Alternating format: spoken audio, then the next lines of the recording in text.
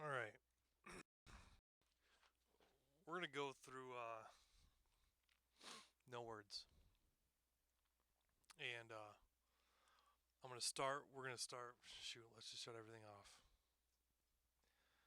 Um, so here is the raw tone of the mix.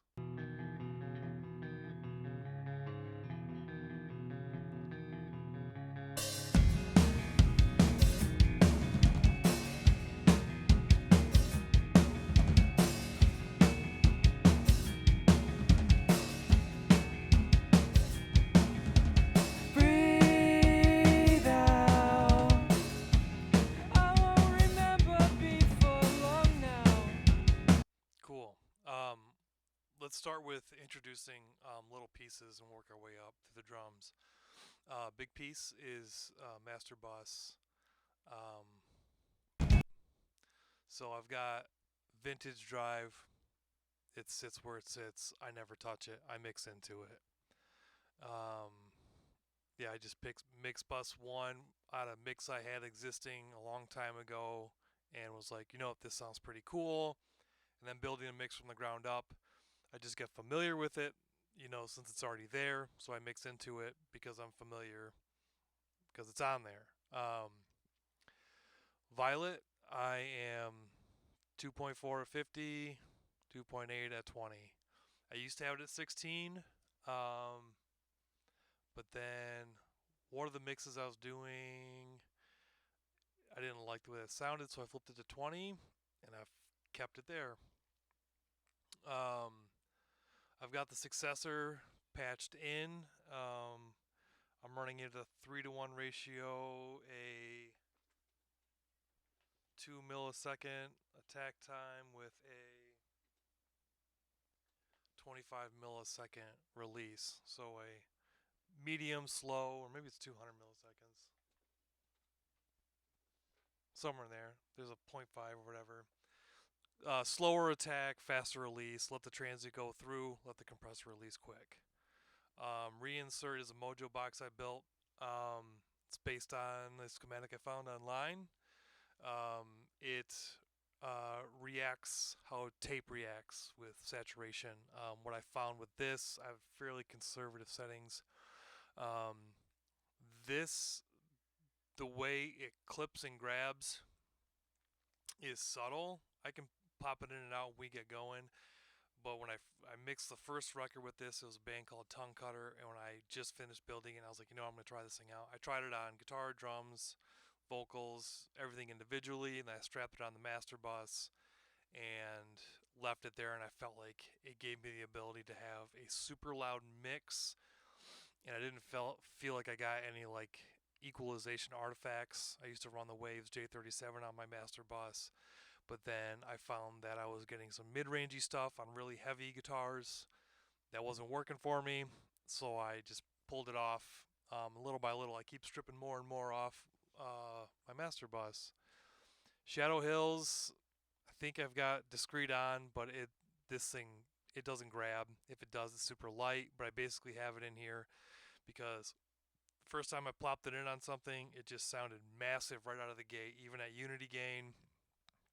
And these you can choose which transformer you use here, and they have in the manual what the frequency response is on those. If I'm getting really finicky about stuff, I may audition each transformer, nickel, steel, or the middle setting to see which one I like the most. Well, let's listen to some drums. Um, Going through what I was talking about before, um, I'll just show you. On the input effects, when you record on the input effects, it commits whatever you record through.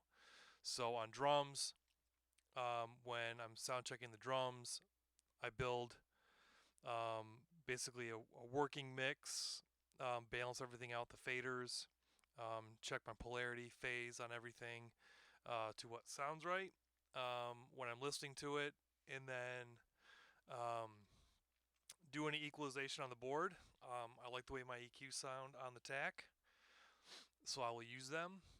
And then once I record in, I run it through a tape machine, and I have found that the Type 2 tape is my favorite on drums, at 15 inches per second.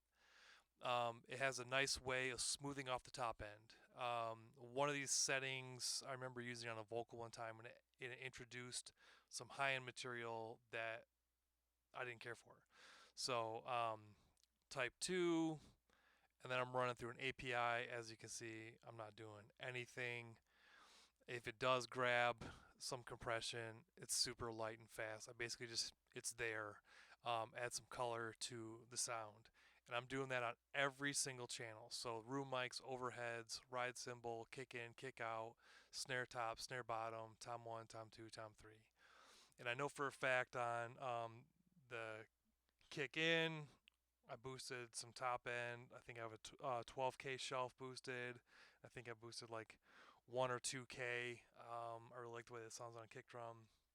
Scooped out a little bit of the mud on the kick out mic. I can see it from here. I've got 60 hertz dimed, and then I'm basically kind of contouring like what you'd see in a parametric EQ, basically making a big low pass as much as I can before it goes in because I'm using that kick out mic to get the boom of the kick. And one thing I found in a couple different sessions is that I put that kick mic about 2 feet ish in front of the kick. It gives that the kick drum sound a chance to kind of blossom. When I put it real close on the kick head, I felt like it sounded good, but it just didn't have enough. And when I was tracking a band, I remember specifically is Jesse Ray and the Carolina Catfish, I moved the kick drum mic back, and it sounded outstanding for filling out the low end on the kick. So I ran with it.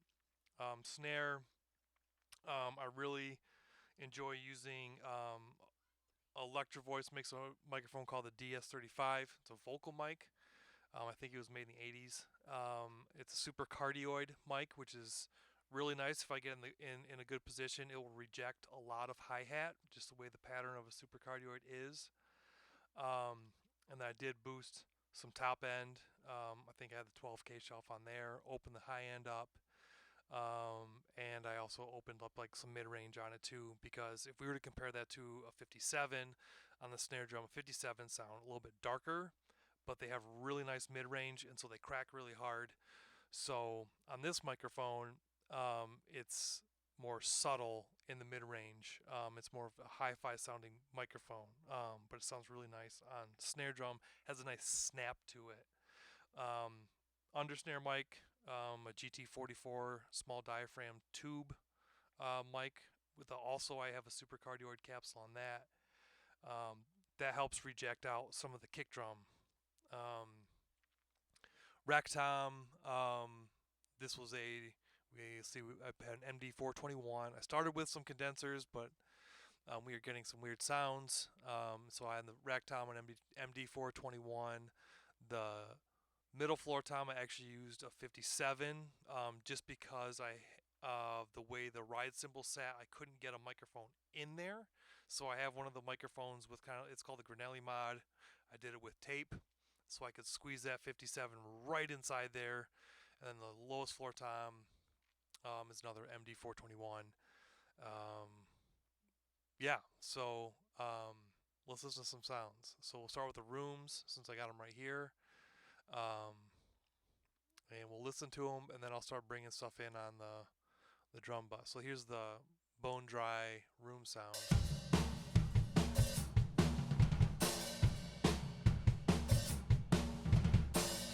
Stereo pair kicked out. Overheads, these are the warm 84s. Absolutely love them. Super full. And I have them positioned I mix from drummer's perspective. So starting from the left, I have the left overhead um, above the snare drum. I found that putting the microphone directly above the snare helps with bringing the snappiness out. And then the other microphone's positioned over the floor tom, and I have them pointing straight down. And I found that by doing that, I can get more attack out of the toms. Um, when I bring in the direct mics from the toms to match the overheads to fill them out, I get nice attack with that. overheads. Here's a sound.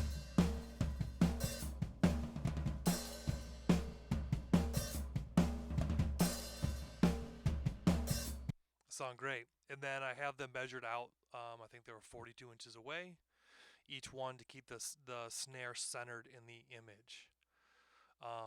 Ride cymbal. I haven't gone through and cut out the ride hits yet, but this is what it sounds like. You can.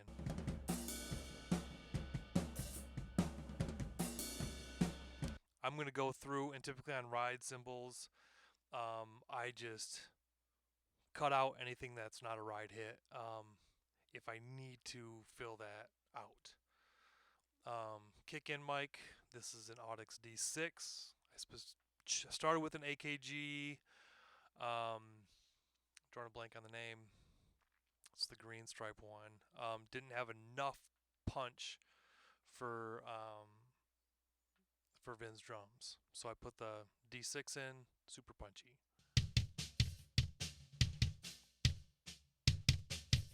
And you can hear that clickiness. I typically track inside mic significantly clickier so I can soften it up and still keep that attack. Here's the outside mic.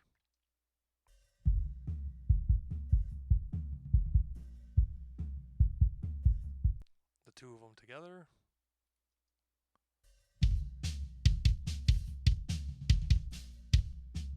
Sounds cool. Snare. Here's the DS35 on top.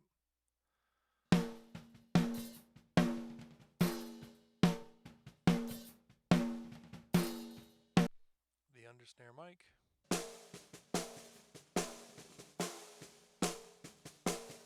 I've come to really like this as an undersnare mic because the mid range is really nice.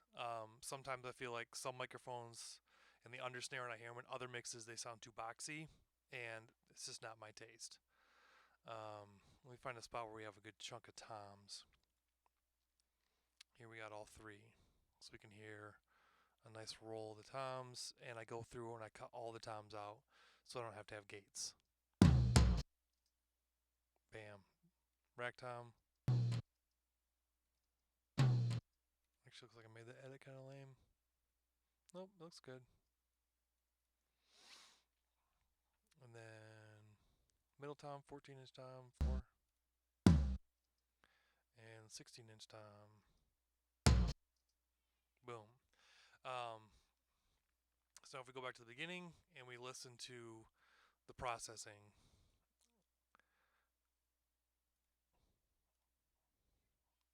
So we got the PsyQ. This is pretty common for me. This frequency, I either do 1.5, 2.3, or 3.5, depending on the sounds of the drums, sounds of the snare specifically. High, it's literally first notch, first notch, first notch, first notch. With the PsyQ, it's my favorite setting. Um, the This compressor, I love it. One of the things that on some records I don't care for is when the cymbals are going and the kick drum is going aggressive.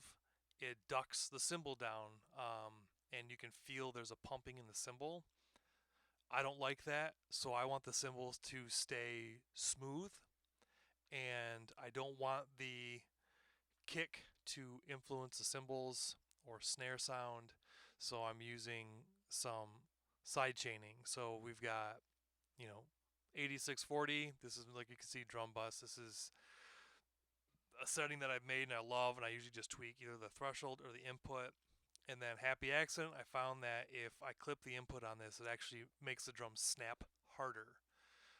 So here we'll start with drums, and then I'll add the PsyQ and then SSL compressor.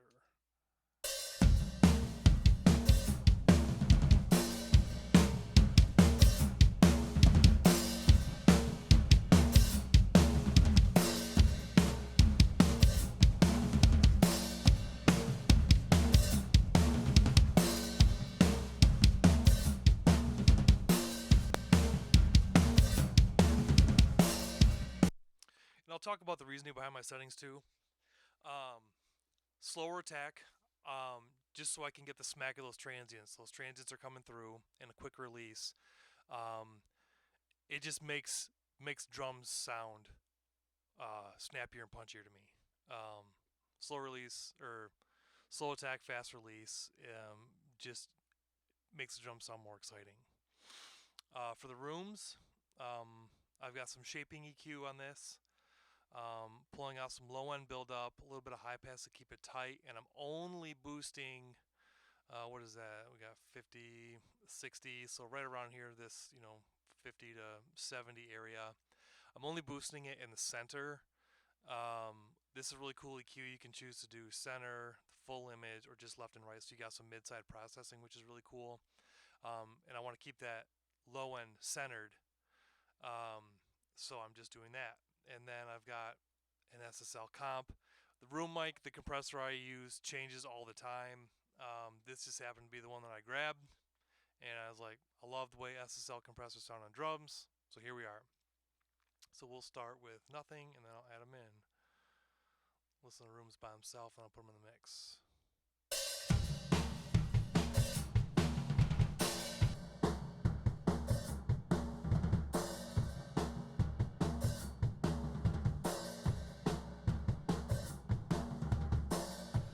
Also, one of the other things, I didn't want the kick drum to engage the compressor because I'm really focusing on the snare. I lean on room mics to give the snare depth. And my thinking is by having a fast attack, fast release, is we're getting the attack from the initial snare hit on the snare drum. And the room mic, I don't want the attack to come through the room mic. I want the decay from the snare drum in the room. So it gives it a ka, ka. So by having that attack fast, that compressor is going to squeeze on it right away. And then we're going to hear the breath of it letting go, basically knocking it down real quick. And so we hear all the decay of that snare drum coming through. The next piece of the room mic puzzle for me is you can see pre-fader, pre-effects. So I'm sending these room mics to a reverb, which I have named Sick Drum Room. And the only things I'll fluctuate, the default is actually a small room at 700 milliseconds. But for this record, having more decay sounded nicer to me. So if we hear we're going to listen to the room mics without, and I'm going to add this in so you can hear it.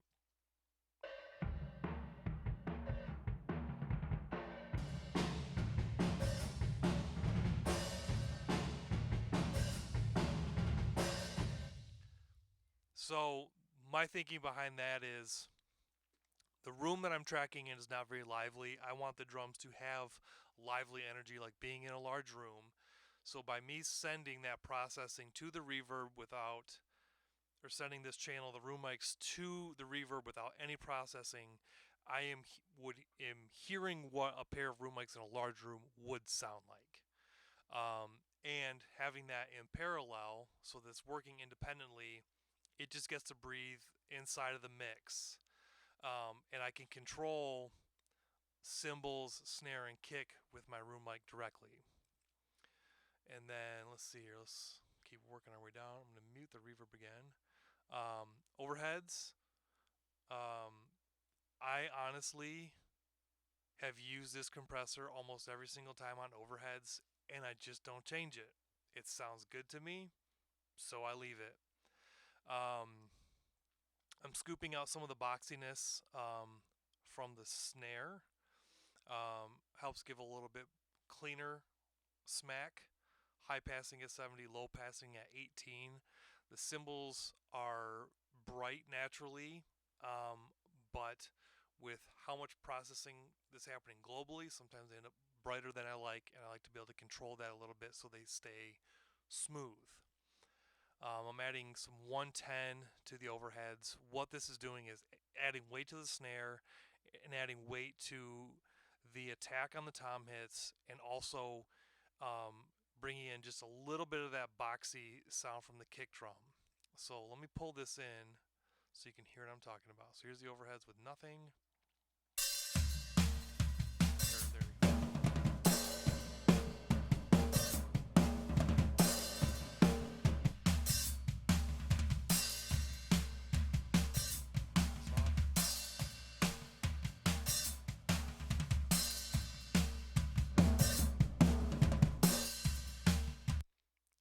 So by itself, there it is. And I end up making a lot of these decisions as I'm listening to the drums as a whole.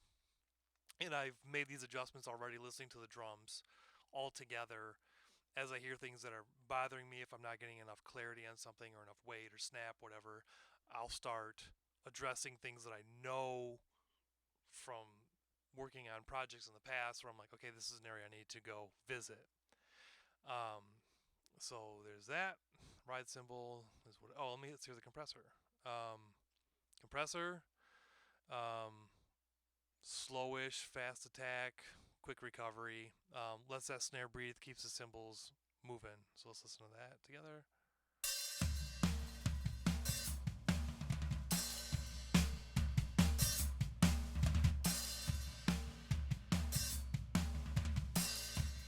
And I love that setting, whatever it's called, clean enhanced. And it starts up really hi-fi and I end up darkening it up. Um, I like this timbre control. It really helps with smoothing the cymbals out. Dig it, dig it, dig it. Great compressor. I think I bought it for $30 back in the day. Kick drum. Let's start with the kick in. So kick in. I've got a gate. This is the best gate I have ever worked with ever for drums. It is specifically for drums. It is beautifully thought out. You have transient detection. You can control the decay, so the attack will come through, and you can choose what frequency you want to decay and how long you want to decay. And then you have a leveler. This is really handy if I'm doing, I record live drums typically for really heavy, fast records. This helps to keep those snare hits more even. It's like, especially if a drummer's doing blast beats, helps keep that intensity up, and you can fine tune these to whether if that hit's going to land in soft, hard, and you can fine tune that. The decay, since I only want the attack out of this, is, you guessed it, right up here, high frequency stuff. I added a saturator to, you can see I'm just blending in a little bit of it, to the attack to make it less clicky and more smacky. Um, I like, in my head, when I'm listening to a kick drum in my mix position, I like it when it sounds like the kick drum is a muscle car and I can just hear the engine idling right there in front of me. I have a sub in my setup and it's right in the center of my console, and if I can just feel it throbbing towards me, then that's what I like. I like the kick drum to have a punch and a personality. So that's what I went for. It's a sound that I like. I like kick drums with character. Um, the kick drum that we recorded with, I love the way that kick drum sounds, and I'm able to pull out the sounds that I want out of it. The drum set I used and which we use for tracking, I picked this drum set and tuned it the way that it is because I like the way those things sound. Um, just my personal taste. EQ, sucking out some boxiness. I'm actually softening the clickiness and some of the high end. So let's just go through and listen to all of those. So we got kick in. Here we go.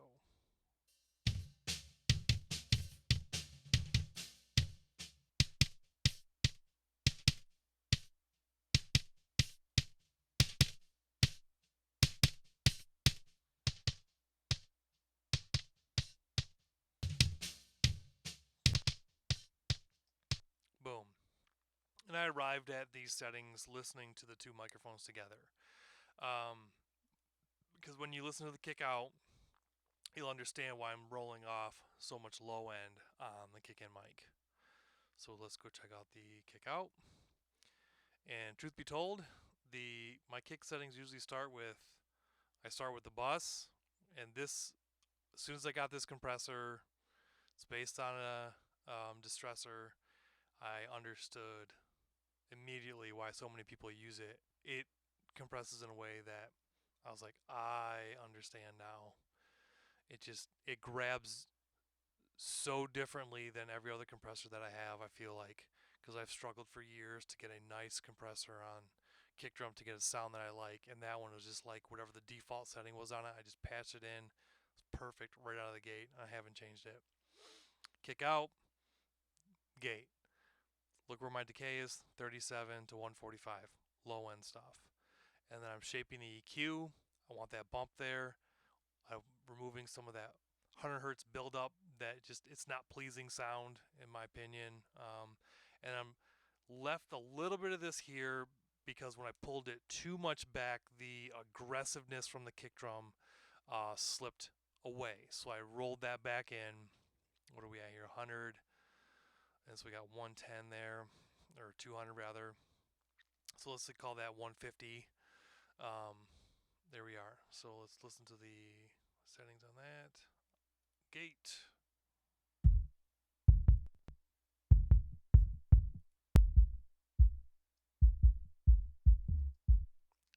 It's just boomy. The two of them together,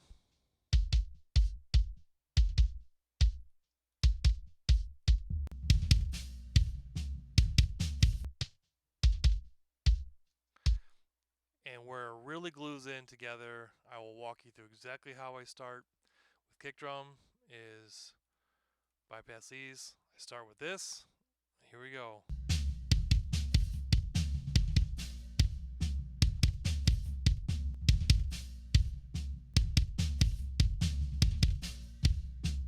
It's beautiful. And then I finagle the saturation and warmth purely to get the clickiness on the kick drum to in a spot that doesn't drive me nuts. So if I bring the kick in, kick out, EQ stuff back in, and listen to it with the compressor.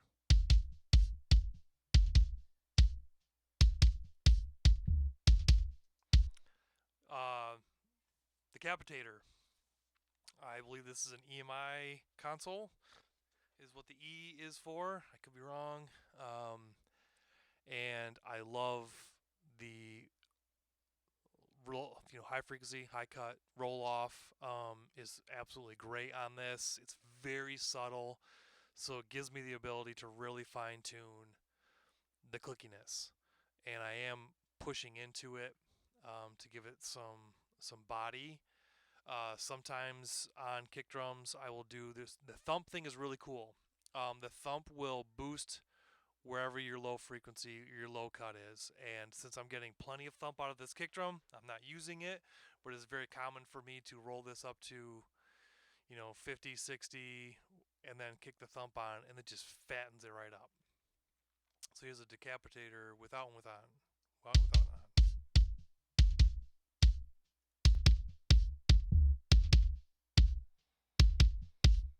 It just sounds pissed, and I love it. It's just starting to get personality. Global shaping EQ to the kick out, kick in together. Same thing, getting some of that 100 out, softening the high end, but letting some of that attack breathe. So here's that with that in.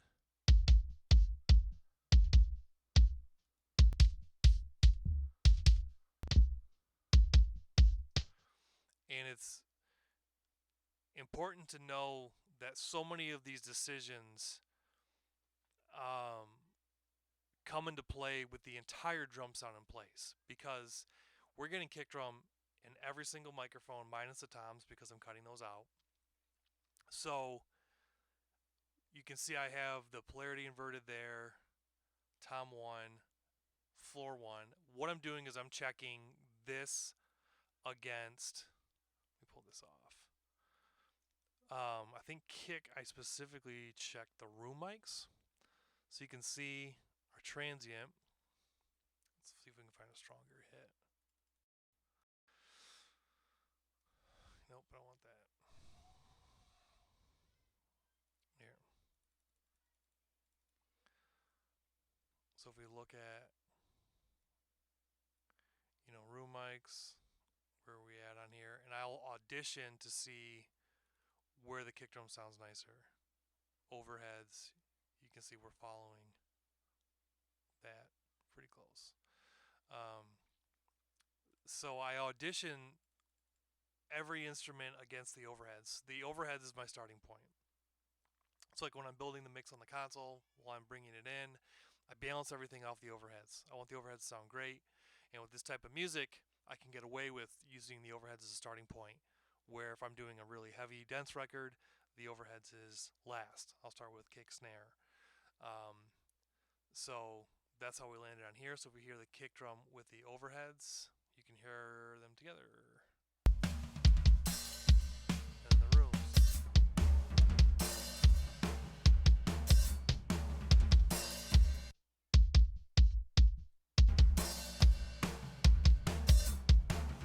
See how it all just kind of comes together. We're getting some of that depth. Like when you're in the room with the kick drum, you hear that ho ho ho from the kick. So those rooms are grabbing it, and it helps give that kick body, gives a dimension.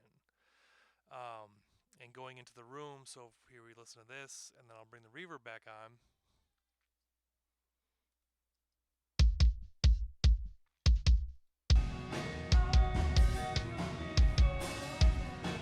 Should mute the other instruments. Anyway, that's drums. Nope, that didn't make it better. Um, snare drum.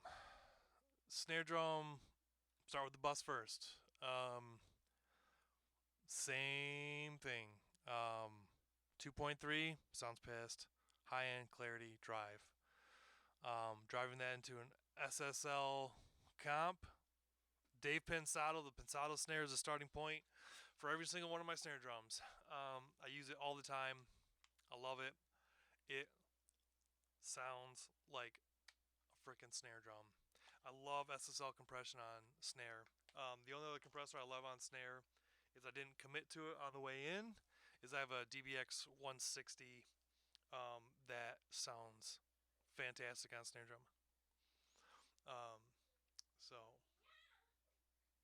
hold on one second. Okay, we're going. All right.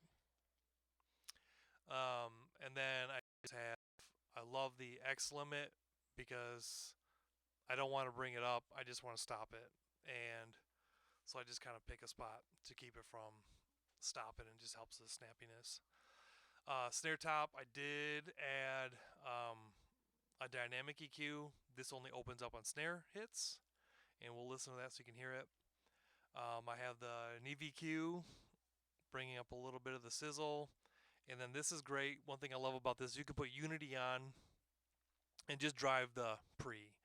And I basically push it till it sounds like too much, and I back it off a little bit. High passing at 70, bringing up some of the weight in the snare. And I usually flip flop back and forth between 220, 110, depending on how the snare sounds with the rest of the mix. Under snare mic, this is a great preset. Snare, under snare ring. Sometimes it can be too much.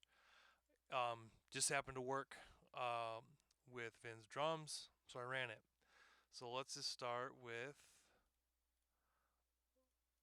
our bus.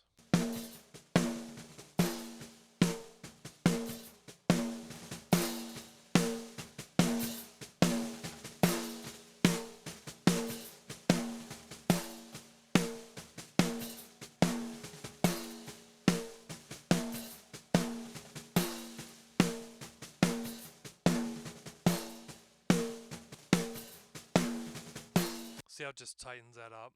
It's awesome. Um, and then I'll talk about this compressor here in a minute. Snare top. Let's listen to it. Start bringing stuff in.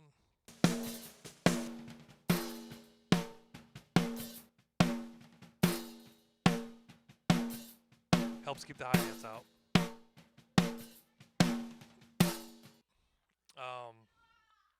EQ. There's some saturation in there. Without and with.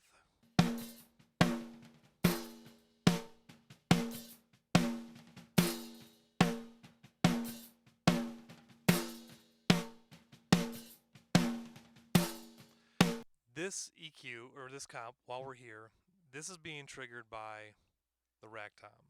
So I'm setting the rack tom to sidechain this compressor. So every time the rack tom gets hit, which we're going to pull it up, it ducks it out of the microphone.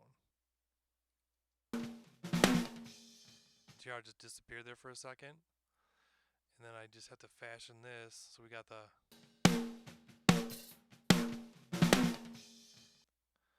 So that tom hit what how I landed on this was I was mixing and I didn't do that, and I felt like I could not position the tom in the stereo image. This is the rack tom. I couldn't position the stereo image, which I like to mix from drummer perspective. And I usually keep them pretty tight. So you can see 41, that's actually really wide for me. I usually bring them like 25, 30 ish because I like the drums to feel like you're sitting at a drum set. Um, so I could not position that tom. It just, unless I got it panned 100% left, it just would not find itself. It always sounded mono. And then I realized it was coming from the snare mic. So then I was like, oh, if I just duck it and have it knock it down, then I can hear that tom in its position. And if we do this, I'm going to bypass this and I'm going to show you exactly what I mean. So first let's listen to that tom bleeding into the snare mic. It's a little bit there. This being on helps the dynamic EQ, but let me put the tom in here so we can hear the tom in perspective. It's not too bad, but just for posterity, there's a couple spots in this recording that it wasn't as far left as I wanted it to be, so that prompted me to do this. So here's the tom with the snare together. Gives that tom some independence. Let's listen to the undersnare mic. I'm just doing the ring. Oh, got the tom on still. I actually really like the way that sounds, but I wanted the snare drum to sound like it was on fire. I like it when the drums just sound like electricity pulsing through your body, just very, very, very lively. So, of course, we gotta take it to the next level.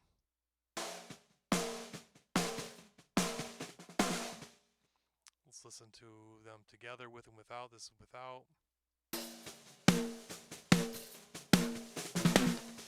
then it's on. Makes the snare sound more snary. I love a super snary sounding snare. Um, since we've listened to the kick and snare together, this is time that I bring up this thing right here. Um, I love this. Whoa, that's a new one. Guess we're gonna reload. Um, so I'm gonna talk about that. When Loop Trotter came out with that, I watched it for a long, long, long time. Um, really getting close to buying the hardware unit. And then Plugin Alliance rolled out the plugin, and I love it. I've used it on vocals, heavy vocals, to distort them. The way it breaks up is really nice. Um, and then drums, it sounds awesome. I strapped it on the drum bus to make drums more aggressive, all over the place. This specific instance, I'm running a parallel. Started with a record I was doing, kind of an Americana blues type of record. The drums, uh, the consensus was we wanted the drums to sound a little bit dirtier, so I started with a drum parallel with the loop trotter. So you can see I'm sending in some kick drum, snare drum, and toms. So these are just coming from the direct mics, and I balance how much I'm sending into the loop trotter to add in parallel with the rest of the drums to make them more lively. So you can hear how much I'm sending in. Here we go.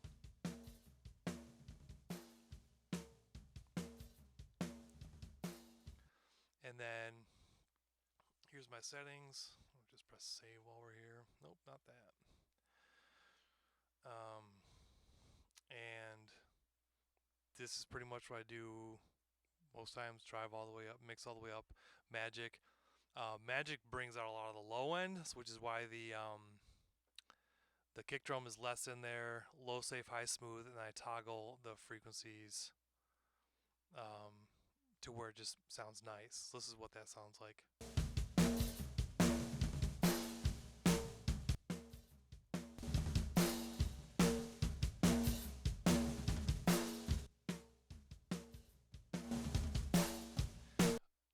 brings out some ringiness in the snare. So let's listen to the snare and that together.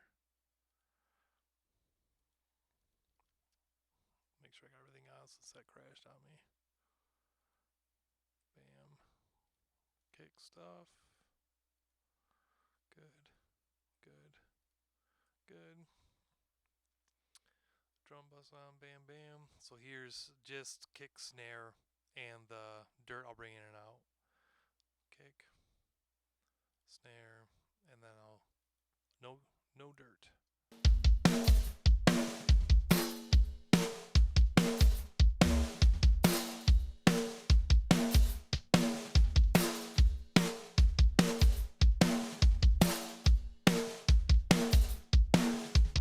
It just gives it so much more energy. And if you listen to that with the rooms and the overheads, it really helps bring out some more energy.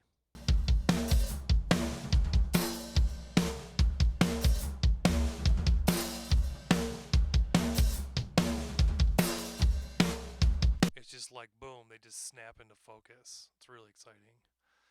Um, Last toms, boom, SSL limiter. I like it. Sometimes I'll unlink the channels if I feel like I'm getting balancing issues. This is really cool. You can watch the steering. Sometimes, depending on the way the drummer does a fill, it will, if the left is coming in hard with a lot of floor tom, it will bring down the other side, or I mix right, so floor tom on the right, and there's a rack hit that comes in, and it's pulling it down too much. I just kind of fell this into place where I'll unlink the channels so it's working independently and grabbing stuff. And I just use this to keep the toms forward and even because I like the toms to feel very even across, and I like the toms to be more forward. And I kind of fine tune them into place while I listen to all the songs, and I just find the sweet spot um, to where I want those toms to live. And truth be told, SSL drum strip is like perfect. I'll fine tune the low frequency, the amount, and the drive on these, but I do tom 1,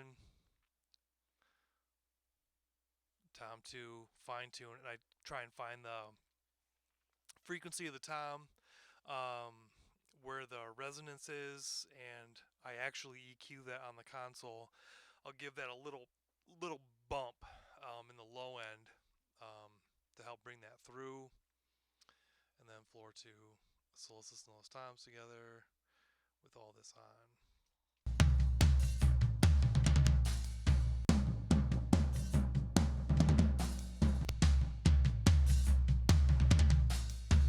It's cool. I mean, it's a low and a high frequency, so naturally the mids are getting ducked out a little bit. And let's hear all the drums together now that we have all the pieces. Oop, reverb's not on, so we're gonna hear all of it.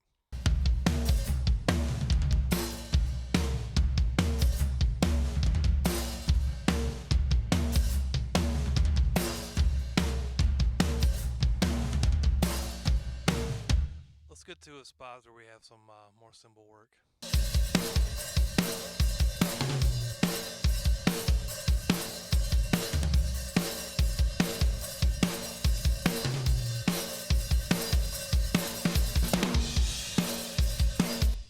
Vin's a great drummer, so I don't feel like I want any samples in here. Sometimes I'll reinforce kick drum to keep it even.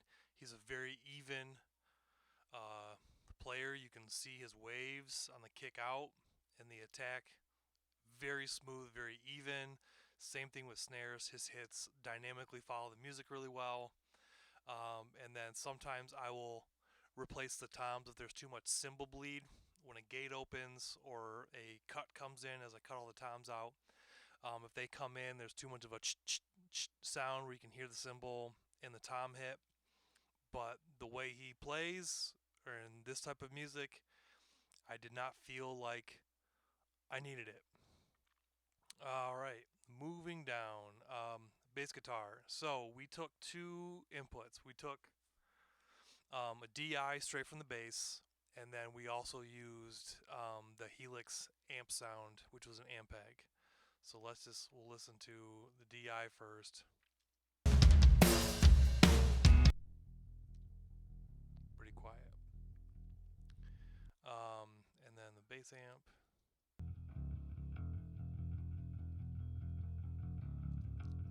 So we'll start with the bass amp here. I just have compression on it, just to keep it nice and even.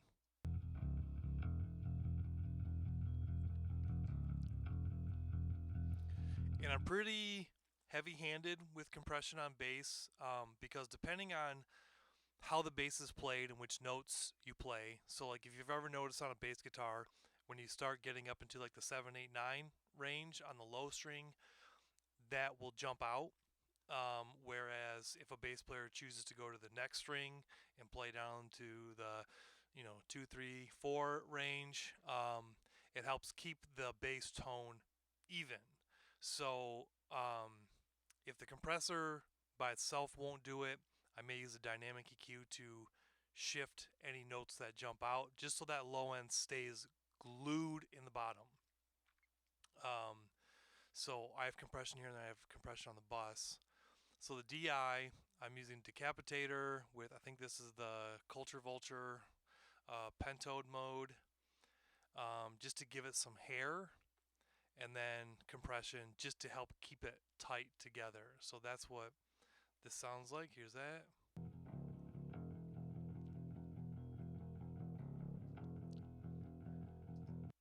Global shaping, I love this EQ. I don't know what PSP based it off of, or it's just an original design. But if you patch it in and do nothing, it adds weight to the sound right out of the gate. And the saturation on this is very musical. So I'm doing this, I'm bringing up whatever frequency that is, I dial it in listening. Um, and I landed on these frequencies to fill out the areas that the guitar wasn't filling out. So mid range, I've got some high end. Then, of course, the side Q again, I'm doing an aggressive bump in the mid range, and then I'm pushing the drive up. I'm doing some shaping EQ, and I will basically do the inverse of what the kick drum is. So the kick drum, we have this open kick drum, we're taking out 100. Kick drum, we're softening this frequency range. So I'm going to put the bass there. So the bass meets in the middle. The way I think about it is I'm having the bass connect the dots between the guitar and the kick drum. So wherever the guitar frequencies are, if it's a super mid range heavy guitar sound like distorted 5150s with lots of 700 to 1K, I will duck this right out. And then on really heavy guitars, we start getting into some fizziness in the top 2, 4K in there, pretty common ones. Those I will notch them out in the guitar, or I'll use a dynamic EQ to kind of ride it, and then I'll poke up those spots in the bass so it cuts right through. I like it when I'm listening to really heavy bass or bass in general to where you can just hear it right in the center, just kind of pushing forward. So you feel the bass, but you can also hear the string sound coming at you, and it just helps. I love it a lot.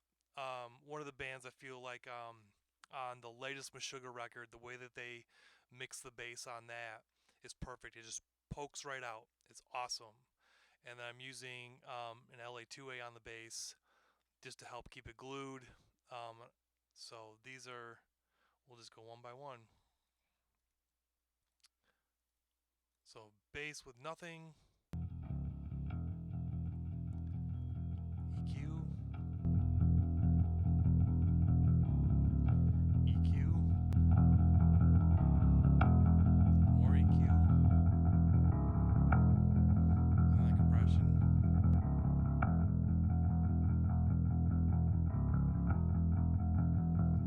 Bass guitar. Heavy handed. The cool thing about a 76 compressor and an LA2A, To me, they sound really musical when you've got the needle deep. Um, Guitar. Um, I've done some work on these since the raw tracks. So the way I captured the guitar is we ran two guitar cabs. I had a 4x12 and I had a 2x12. 2x12 had two vintage 30s in it. The 4x12 has a vintage 30, a creamback, and two swamp things. I mic'd the creamback of the 4x12 with a DS35 in a Rode M2. With this type of guitar, I wanted to catch the snappiness of the guitar and the bell-like sound with that small diaphragm condenser. And that the nice thing about the Rode M2, for an inexpensive mic, it does an amazing job at capturing guitar. I use that mic on my own guitar all the time for Tiny Tree Records. I love the way it sounds. It's very full, but it keeps all of that um, aggression together. All right, I really hope I paused that. Okay. Had a phone call. So cars.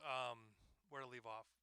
Liked Creamback with the M2 and the DS35. I love the way the DS35 sounds on guitar. Soft high end, smooth low end. Has an organic dip in the mid range, which complements a full range mic like the M2 on the speaker. I'm moving them off the cone. I typically split the difference between the cone and the edge of the speaker. Um, just over the years of tracking guitar, lots and lots and lots, I found that's a sweet spot. On the V30, I mic'd that with a FET 47, um, same location off to the side between the cone and the edge of the speaker. And then I'm using a Sennheiser MD421 specifically because that mic has a natural lift in the 4K range with this guitar style and tone, excuse me. It works well, complements it. So when I'm miking something, I want to take the sound and I want to complement it and maybe exaggerate it a little bit so that I'm making covering all my bases on capturing the entire sound of the guitar. So we've got two different speakers, two mics on each speaker. Um, and then I also have a pair of room mics, same room mics as the drums, left in the same location. I position the cabs very near where the kick drum is so that I have a cohesive room sound between the instruments, or like the guitars, and the drums. I like having that similar room sound. It helps tie everything together really well. And then I'm also using the same reverb. This, if I want to give more depth, this is also my other glue reverb. I use the same reverb on everything: vocals, guitar, drums, the whole thing. Um, and then the way I like using reverbs is if I'm not making it to sound like reverb's there on purpose, I like the reverb to blend in. Um, when I listen to a mix, I feel like the mix is a giant ball. And when I'm in the middle of it, like listening to it in the headphones, sometimes you hear something come from between your eyes, back down by your neck, the back of your neck, top of your head. You feel like you're immersed in sound. And I don't like the reverb to break the threshold of the top of my head. I like that to sit when it decays, it sits at the top. If something's jumping out at me, I don't like that. I like everything to stay tucked back to where it sounds full, but not aggressively wet, unless it's on purpose. But that's my default sound on that. Like adding reverbs to snares, things like that. To me, it's sometimes it sounds a little campy. Um, I like to keep things very natural sounding um, in that way, and that's how I kind of approach things. It's all personal taste. That's my personal taste. Um, that just keeps getting more and more fine tuned over the years. I used to dislike undersnare mics. Now I love them. Now I love them way too much. And on some material, I really lean into it so I get all the detail from the snare. So yeah, so room mics. This guitar right here is Trevor's guitar. Um, let's start with let's listen to close mics. Nothing on the close mics. I have all four mics summed to a single channel, a bus on my console, and I'm dumping the bus into my converters, and it grabs it. I EQ'd a couple of the microphones, and then I also audition if I want the EQ in or out, even if it's flat. The signal changes enough going through 3 additional op amps on my board that it'll give a lift and enough of a separation in sound that I can deviate between takes, different sounds, things like that, to where I audition to see which one sounds better, um, or which one I prefer. Like, I go back and forth on that.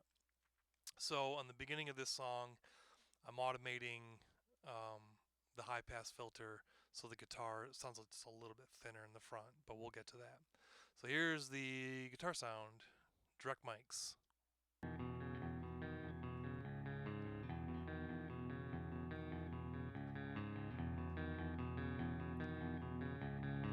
Boom. Here are the room mics in stereo. I tracked them in stereo.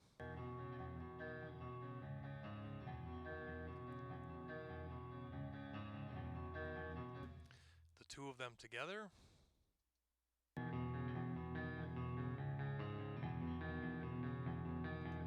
Those room mics give the guitar so much body. It's wonderful. I added a saturator to give the rooms more body, and then I'm monoing the rooms. Started with them in stereo. It was too washy for my taste. I wanted them to have a little direction, and something depends on the record. I go back and forth to where I position the room mics in the mix. I landed on, I think, 25, 25, so that the left and right stays very focused. So when you're listening to it in headphones, you can pick out all the detail of all the guitar, and then the wash of the rooms, which I'm also sending to the reverb channel, stays more towards the center, and it helps create just a giant, like, I don't know, glassiness, butteriness of just like washy guitar, but like it still has that percussiveness by having the direct mic on the sides. So let's listen to these sounds here together. So here's that. Let's jump it up here. Oh, let me just solo the room mic. Room mic without.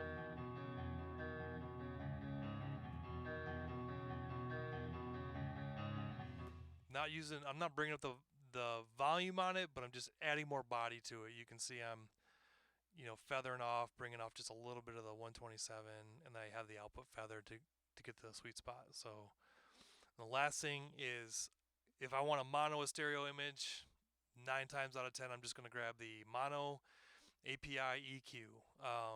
And this thing by itself sounds great because they modeled the sound of the 2520 op amp. Sounds awesome. I dig it. I'm taking out some of the 2K and some of the 125 just to keep them from being muddy and bitey.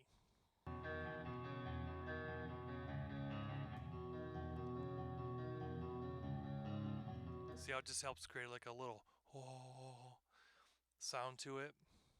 See them together.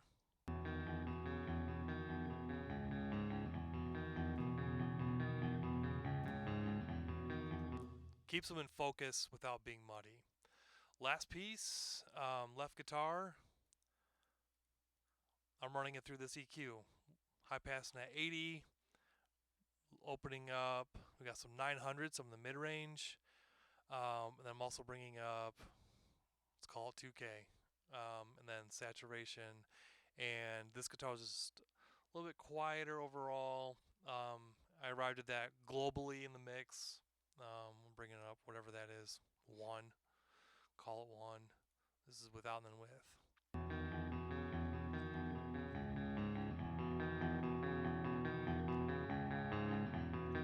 Boom, guitar. Um, right guitars, I'm following the same thing. The room mic, saturation, monoing out this, and pulling some 2K. Um, not pulling 125 out. So here's the direct mic on the right guitar, which is Travis.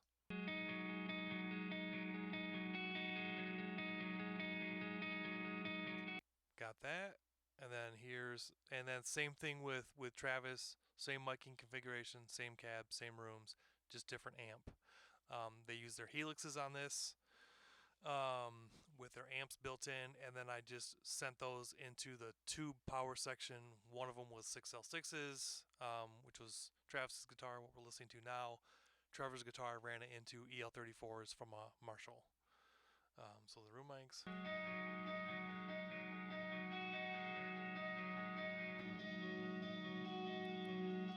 pushes them back, so we just get that nice wash. Um, Guitar, high pass 80, 900, boom. And then I'm actually bringing up, it looks like a little top end. I bring top end on the left one. Let's see. Nope. Um, and I make these decisions when I hear them together. Um, I do find sometimes I like to have on guitars the mid range smack at the same frequency because that to me helps make the guitar sound even when we're hearing it in the left right field. Um, Even if the guitar tones are different, having a cohesive resonant frequency to me helps create balance. Um, so let's hear the guitar with that on.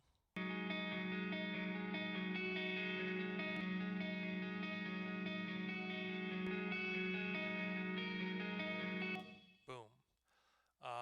And then the last piece of the puzzle is the guitar bus.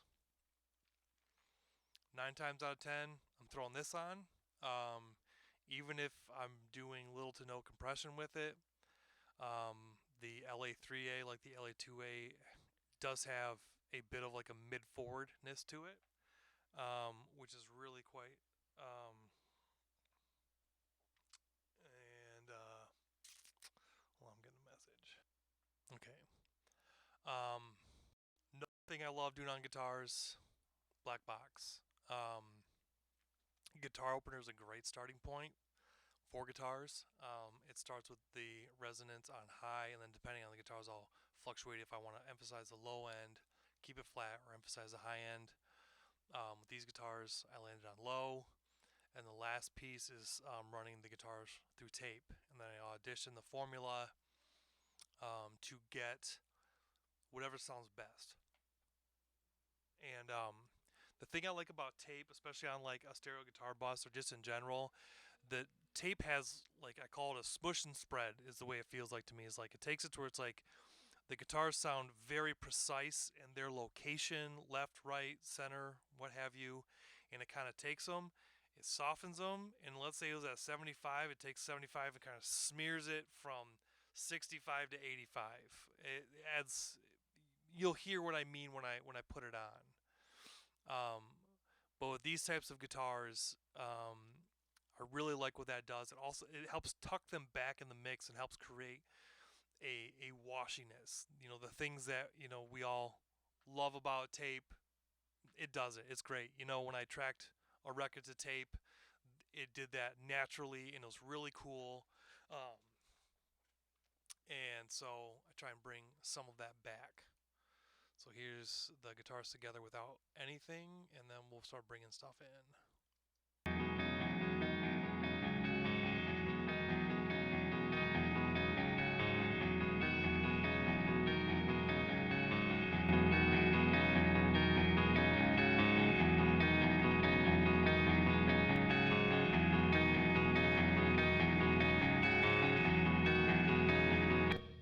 Super cool. Um, and then leads, I've got a saturator for body, and then some EQ. Same thing we used. Um, I chose a pair of microphones, and then I actually on the bus EQ I added some mid range. I think the bus EQ mid range is at 2K.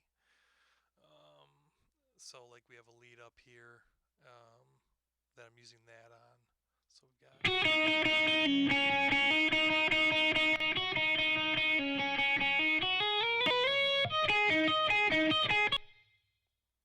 and there's that. Um, Last piece of the puzzle, vocals. So we track this with a warm 47 mic, and I use a transformer coupled pre. I use my Bluey 1176. When I have it in parallel, you can do a blend on it. I did a 50-50 blend. Um, Sometimes I've had issues in the past where I've gotten a really nice compression sound, but it doesn't work on every song, on every take. Instead of finagling with the whole time, I do some conservative settings with it, and do some gentle gluing with it. So with vocals, doing some tuning with it, decapitator, EQ, de-essing, compression, and then I love this delay. So we'll go through piece by piece. So here's our vocal sound. Freedom, And then I have some tuning in there. freedom. Um, then we're gonna add some decapitator. I landed on the Neve setting, driving the vocal a little bit, softening up the high end just a pinch. Um, Arriving at the low pass to complement the glassiness of this. This plugin is the bomb. I love this plugin so much. I will, if I'm ever having a challenge with being like for trying to find the right plugin for vocals, I will sometimes just be like, oh, I forget about this plugin. And every time I use it, I was like, why don't I remember this plugin? It's the best. It's awesome. So here's the vocal again. Freedom, Decapitator. freedom. I won't remember before long now. See how just adding that little bit of drive to it opens the top end, fattens the vocal up significantly. Um, then I'm doing some shaping EQ since we just fattened it up. I like to do things like I think about it in my brain. It's like we've got to coming into a pre first, which is what the decapitator feels like to me, and then we're gonna add some EQ. So here we got this. So without, Freedom, I won't remember before long now. brighten it up, taking out a little bit of boxiness, adding just a little bit of mid range, nothing crazy, and adding a little bit of 14K. And I usually just finagle and try and find the sweet spot of making the vocal have like a crispness to it, but not too bitey. And sometimes it takes a little bit of feather me to get there. That microphone already has a glassiness to it, which is fantastic. And I found with this Lindell de-esser based on the DBX, I was so excited when they did this one. Is this plugin actually adds a little bit of air naturally? They have the air knob on here, but what I've noticed is using this plugin, there's a little bit of a natural presence to the circuit. It's very subtle, but it's quite nice. Maybe it's some saturation or something that's happening in the actual circuitry they modeled. Who knows? Sounds good. Freedom, I won't remember before long now. Boom. And then, oh, I see. It's because it's automated. Um, Compression. This is, I have this compressor as a hardware, so I'm just mirroring that again. Freedom, I won't remember before long now. And then without, Freedom, I won't remember before long now. then over the entire vocal bus, I've got another de-esser just to grab, anything coming off of, any of the other tracks and just any stray S's, snagging them. And I'm using a different one. I'm using the SPL version. This is a really nice de-esser as well. And then I audition the male female to see which frequency it snags. I'm just doing the mid on that.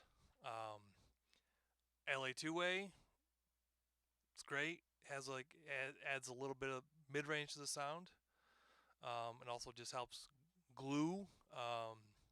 It's really great for. I like the vocals to be up front, especially on music like this where the vocal's so important. I want it to be able to hang right up in there in the front, and that's why I also have the SSL limiter. This I love this plugin so much on vocals. It's like I just want something to help glue it to the front. Um, so I pop that in there, and then some tape on here just to kind of add some more tucking. So let's just listen to. Down.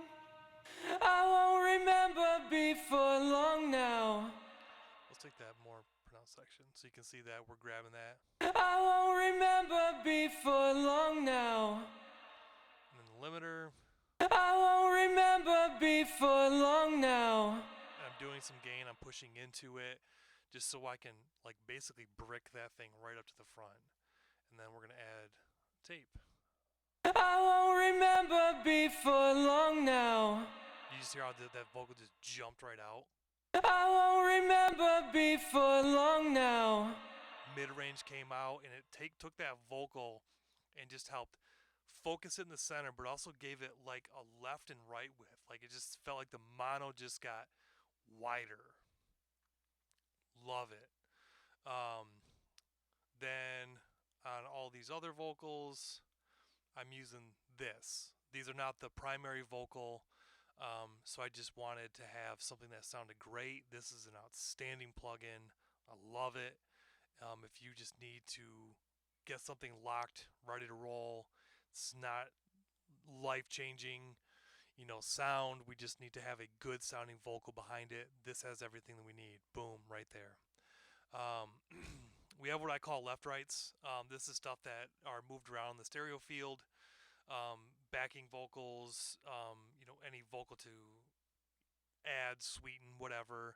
So I do a center, left, right, and I just something that I've call because I'm just like, oh, they're left rights. So I'm tracking.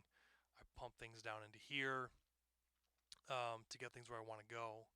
On this, I've got a little bit of shaping EQ. I did choose a different mic for all of the harmonies and backing vocals just so they stood out more. We used the FET47, which is also an outstanding vocal mic, and then I have some tuning on those as well. You can see here just to make sure things are glued into place.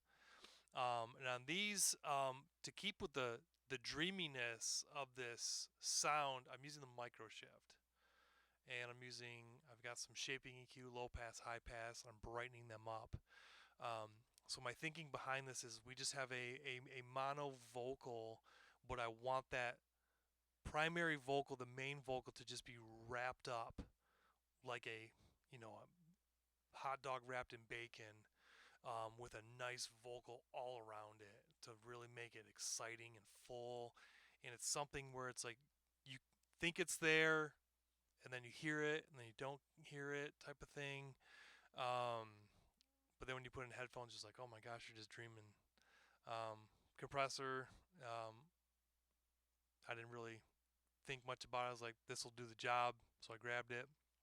I have a slow release on it just so it stays tucked in the back. And then the micro shift. So we'll listen to this background vocal without. Down. And here's the. Down. And you can hear the reverb that I'm sending to the room mic, or the reverb that we walked through before with the drums. So we'll just play this again. I'll just loop it and I'll put stuff in. Breathe out. Breathe out. Breathe out. Breathe out. See how that micro shift just kind of pushes it off to the sides. This is based off, I think it's the HM3000 classic micro shift sound. It's great. We have a nice strong center vocal, and then we hear them together. Both vocals, they just wrap themselves right up into each other. Breathe out. It's just like we track two takes. Just fantastic. I won't remember before long now. All right, did we go through everything? Is everything on? Cool. Let's listen to the track together. So I have a little bit of overall volume automation on the master bus. I have it at 220. Let's make it 340 so it really pops in. And then on the guitar that introduces the song, I'm rolling off some low end. Let's see where that is at in the plug-in. 140. So just to thin that guitar out a little bit. It's very deep sounding guitar. I think it was a Fender Deluxe or Twin Reverb, something like that. Um, Very deep, and I wanted to feel a little more frail when the song started. So this is, yeah, let's listen to it.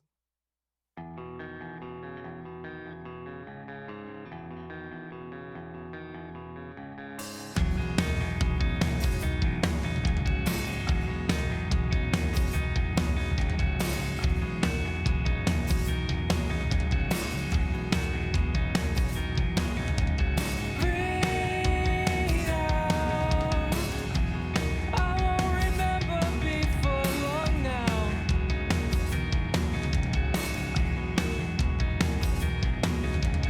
Take me out. I don't even need to know how.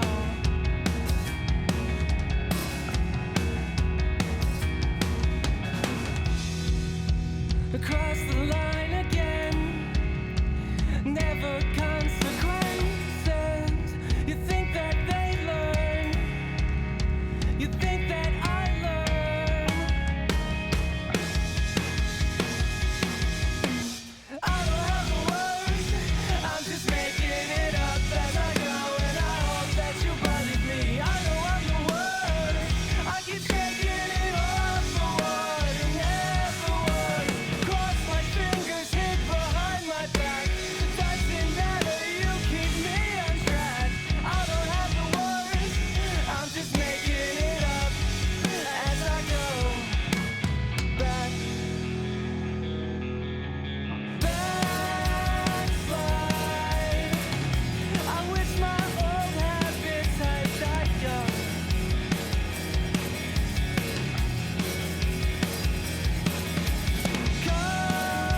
Comply with the expectations, imitationing. It's so easy. Cross the line again. Never consequences. You think that they learn. You think that I learn. I don't have the words. I'm just making it up as I go, and I hope that you believe me. I know I'm the words. I keep shaking. Yeah, there's that reverb or that delay. And so the way I set the delay, I didn't realize I didn't go through this, is I'm doing two of them. This is what I love about this thing. Is first thing is, I'm going to get to a vocal here. Let's go do the chorus. Um, it has what's called diffusion. Um, this is fantastic because what that does is when the vocal is coming through, it's pushing it down, and then when the vocal's done, the delay comes up so that you're not hearing a super delay sounding reverb or echo delay um, on the imprint. What I would do in the past before I had this plugin is I would have a side chain compressor very similar to what I was doing with the tom and the snare drum. And when the vocal would hit, I would have it push down, and then when the vocal was done, it would push back up. So I'd have the compressor after the delay, so the delay is still grabbing stuff. And then when the vocal is done, it creates a release, and it helps to give that vocal body. And I have the repeats on feedback 0, and then this is grabbing onto the metronome for the session, and I'm doing a quarter just to add body to the vocal. So immediately we've got a little bit of kick, and then I'm adding the 1 to give the vocal length. So let's listen to the vocal, and then I'll just shut it off, shut it back on. I don't have the words, I'm just making it up as I go, and I hope that you believe me. I know I'm the worst, I keep shaking it off for what it never works. Cross. So if we take the one off, I don't have the words, I'm just making it up as I go, and I hope that you believe me. I know I'm the worst, I keep shaking it. it's in time. So I don't have the words, and it just helps, tie in that dreaminess that's happening in this song. And then there's a spot up here that I noticed that I wanted it to kill the uh, the echo, so that was nice and tight. It might have been right here. I wish my old habits had died young. Back, sick of living as I go. Back, backslide. I wish my old habits had died young. It's pretty cool. I feel like there's something that I'm missing that I wanted to go over. I think that's everything. Oh, here's what I want to do. I want to show how crucial room mics and cohesive reverb are to making the mix have depth. So I'm going to kill the room mics on the drums, and I'm going to kill the reverb, and then so the vocals will have no reverb, the guitar room mics will have no reverb. Let's kill the guitar room mics too, just so we can hear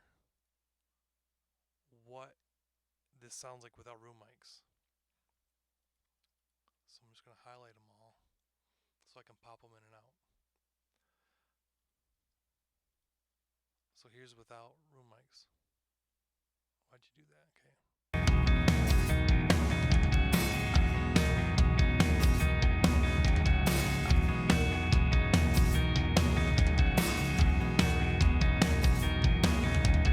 Breathe out.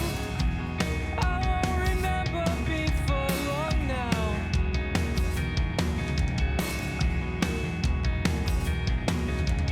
Take me out.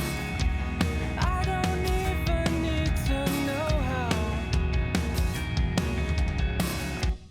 Both sound awesome, but with having that room mic in there, you just hear how much depth, and it adds air to the sound. I personally am obsessed with air, space around the sound, depth, because when you see a band perform live, you're in a room, you hear them, you feel them, the vibrations that happen around you, the sound bouncing around the room gives this, it adds excitement, and it just makes it sound more real, and like as a listener I'm just really drawn in, and when I'm listening to it I just want to close my eyes and I want to get lost inside that sound. And you know it's a beautiful thing, especially with room mics on guitar.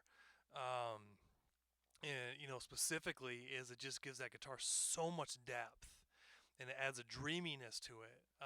Even when the guitar's doing, more, specific things, maybe it's a little bit more busy, and I'll balance things in and out. Like I think on another song here, let me see if I can find it.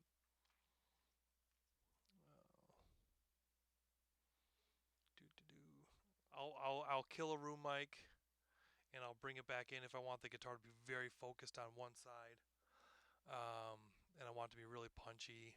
I'm not seeing anything off the. I'm trying to find it. I know I did it to Travis's guitar in a couple spots. Yeah, right here. So we have these guitars right here that I want to be really tight. So Walk on by like we're invisible. if we had that room mic in there, I had it in there before. It's just I want it to feel smaller so that when the song kicks in, there's more impact. Um, because the dynamic energy that a band can create live, I don't want that to get lost in the mixing process. I want to take all that dynamic energy and I want those impactful moments to be impactful. I want everything to be exciting. When you're the listener listening to a song, you want to be taken on a journey. We don't want to just say, here's the material, here's the song. I see it as my job to take what the band is doing, exaggerate it to mirror what they would be doing live. So it's like when you listen to your song, you're like, man, I want to play that again. Like, holy cow, I just went on a journey, and make it really special, really, really exciting. Um, I'll show another thing that I do often is I automate the master bus. So let's say let's find the chorus here.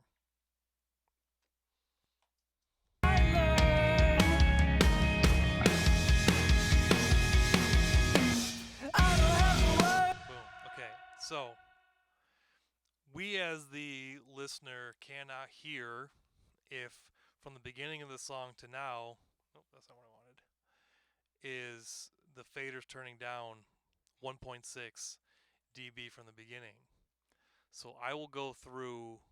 It's the last piece of the puzzle. Once I get everything balanced out in the mix, I'll go through and I call this in my head. I call it my energy movements, and I will go through every section of a song. Like if there's a jin jin jin jin jin jin jin jin jin, maybe something like that, where every single one of those we want, or like they're playing a riff, or it's like jinkin jinkin jinkin jin jinkin jinkin jinkin jin.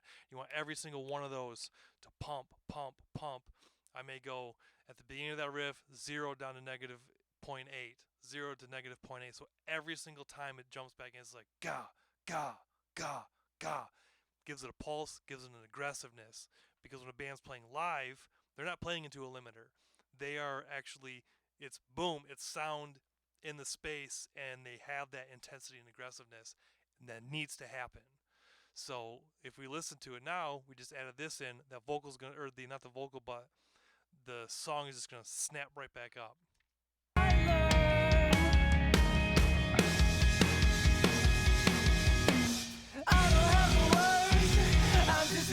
Just pops right in. And let's listen to it without it. Let's bring that right back to 0. Small movements. The things I've learned over time is like, every 1% you add up ends up being 100% at some point. So everything along the way, everything that we can do between tracking, mixing, the whole process, every little thing that we can do adds up to the big picture. So it's just like the mic pre, the signal path that we're running, we want to capture everything the best we can. Like as I've upgraded my mic pre's, upgraded my converters, upgraded my speakers, upgraded my power amp driving the speakers, upgrading the cables that connect the speakers together. All those little things create a better listening environment for me. When I acoustically treated my, mixing room, all those little things make it boom, boom, boom. They all compound and add up. So let's do before, or this is without. I mean, you can tell right there it just felt kind of flat. So let's go to 2. We may not even notice this. You think that I learned?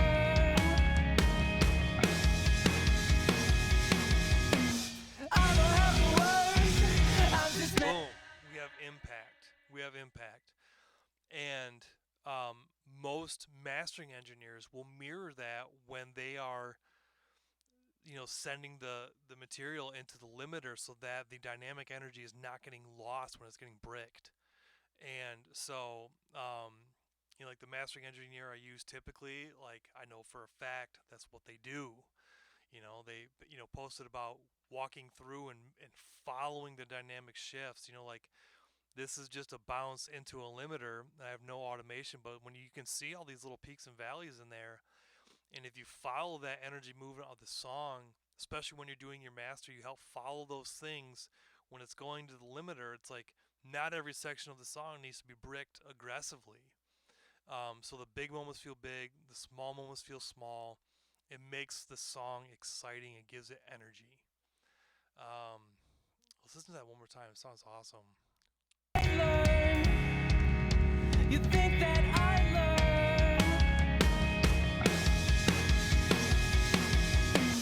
I don't have the words. I'm just making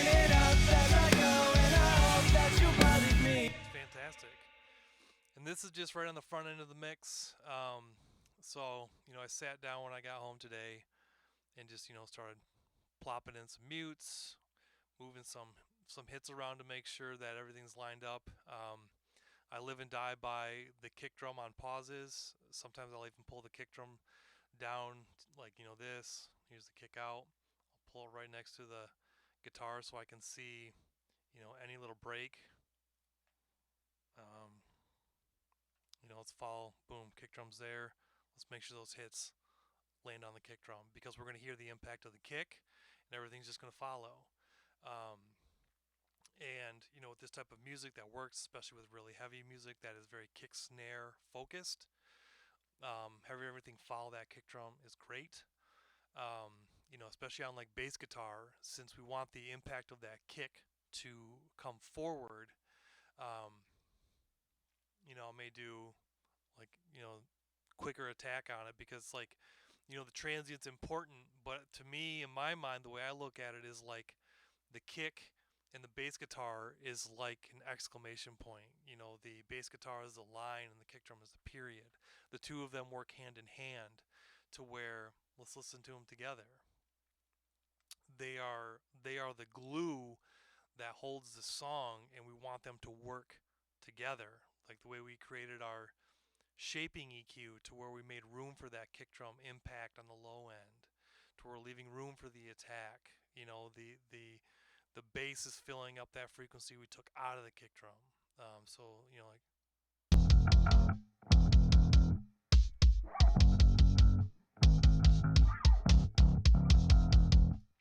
you know, and so I'll take some time and kind of shimmy some things into place so that we have a nice tight low end, and that just sets up the rest of the band for success to make that mix just have that movement, um, that's beautiful. Something that I pulled from Steve Albini. He doesn't do aggressive editing like this because he does everything to tape, but there is such a richness to the imperfections in music to where the guitar may be a split second, a couple milliseconds before the next hit, but if you cut it right to the grid it just loses so much energy and naturalness. Like that's what makes music special. That's what makes it to where you grab onto a song when like I grew up on the Beatles and you listen to their records and there's mistakes everywhere, and to me that makes it so exciting. To all those imperfections make that song special and make that song leaves an impression on me. I find myself listening to so many records that are so robotic, the soul gets sucked right out of it, and the soul is what's coming from all the musicians playing it, and that's what makes that artist special. And the last thing I want to do is rob that artist of who they are, and leave some of those imperfections in there because those, to me, that makes that song so much more impactful. Um, Outside of any like major mistakes where you're a full count early, so on and so forth. Um, but as a listener and a person that is left in charge of people's creations, like the last thing I want to do is strip the artist of the identity of who they are, put my thoughts and feelings on what their sounds should be, of what just based on my taste, you know, taking what they like and augmenting their tones, making their original tone fuller and bigger. I want to exaggerate everything so it's exciting, and then represent the artist to the world the way that I saw them or heard them for the first time.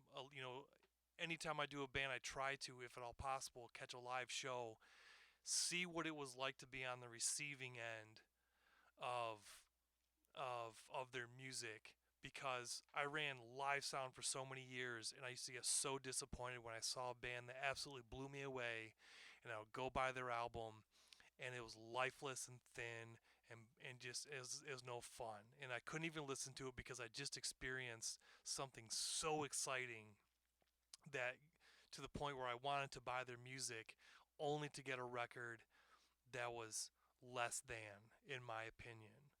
I wanted to feel those feelings I felt when I saw them play. All those little intricacies of the guitar player, the vocalist, bass, drums, all those little things, they all add up into something really special.